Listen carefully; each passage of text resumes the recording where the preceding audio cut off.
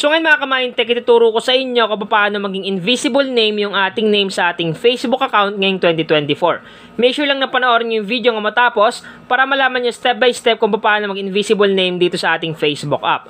So una natin gagawin, kailangan natin pumunta sa ating Facebook application. Take note guys, yung gagamitin nating Facebook application is yung Facebook Lite.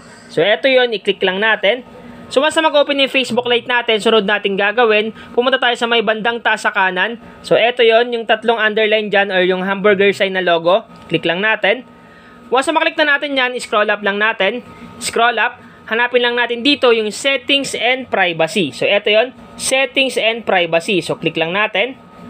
Once na maklik na natin yung settings and privacy, automatic makikita natin sa baba yung settings dyan. Sunod natin gagawin, click lang natin itong settings sa baba. Click natin. Pag na-open na natin yung settings, dito naman tayo mapupunta. Sunod natin gagawin, pumunta tayo dito sa may Meta Account Center, sa may pinakataas. So, ang gagawin lang natin, i-click lang natin tong Meta Account Center. Click lang natin. Then, automatic maglo-loading yan. So, dito na tayo mapupunta. Sunod natin gagawin, i-click lang natin tong profiles dito, sa pinakaunahan. Itong profiles, click lang natin yan. Then, piliin nyo lang dyan yung Facebook account nyo. So, once na mapili nyo na, i-click nyo lang. Click lang natin. Then automatic dito na tayo mapupunta. Nakalagay dyan yung name and username. So sunod natin gagawin, i-click lang natin tong name dito.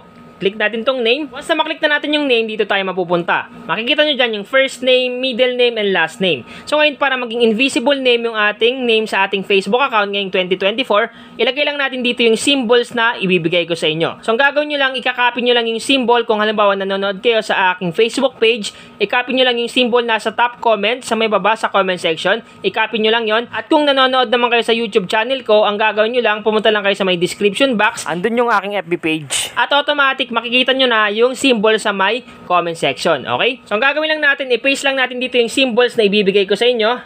Paste lang natin. Click paste. So, eto na yun guys. Then, sunod dito naman tayo sa may last name. So, i-paste lang natin dito. Long press. I-long press natin sa may last name. Then, click paste. Okay? So, automatic nakalagay na yung symbol sa may first name and last name. Once na malagay nyo na yung symbols, ang sunod yung gagawin is i-click nyo yung review change. Okay? Para magpalit na yung pangalan natin dito sa ating Facebook account. Once na maklik nyo na yung review change at mapalitan nyo na yung name nyo at last name ng symbols, so automatic magiging invisible na yung name natin sa ating Facebook account. So, ipapakita ko sa inyo guys, back lang natin. So once nandito na kayo sa home ng inyong Facebook account, sunod yung gagawin is i-click nyo lang tong profile picture natin dito para may pakita ko sa inyo na invisible na yung name natin.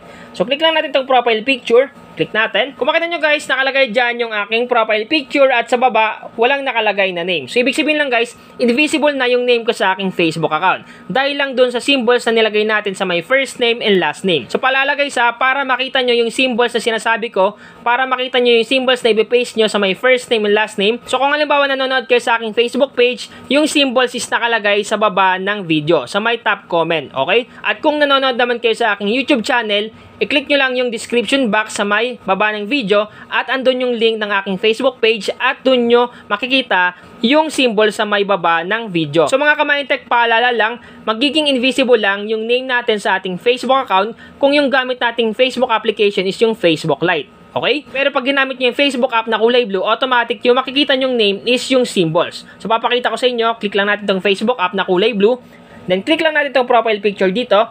So kung makita nyo guys, nakalagay lang dito yung symbol. Hindi siya invisible. Pero pag Facebook Lite yung ginamit nyo, sa Facebook Lite is invisible talaga. Walang nakalagay na pangalan. Basta nilagay nyo yung symbols sa first name and last name nyo. Okay? Mga ka-Mindtech, paalala lang, once na magpapalit kayo ng name sa inyong Facebook account, pag-isipan nyo mabuti. Kasi nga, pag nakapagpalit ka na, after 60 days ka naman pwede magpalit. Hindi basta-basta na pag nagpalit ka ngayon, mamaya magpapalit ka naman. So, hindi yon. Mag-aantay ka pa ng 60 days pag nakapagpalit ka ng bagong pangalan sa Facebook account nyo. So, pag-isipan nyo mabuti. Pero kung gusto nyo naman maging invisible name talaga, yung name nyo, yun yung gagawin nyo. I-copy nyo yung symbol, ilagay nyo sa first name and last name, then i-click nyo yung review change. Automatic, pag in-open nyo yung Facebook account nyo sa Facebook Lite, invisible na yung lalabas dyan. Walang nakalagay na pangalan, profile picture lang at cover photo yung makikita nyo. So sana mga ka-Mindtech, nakatulong tong vlog ko ngayon. Once again na Mindtech PH, thank you and God bless all.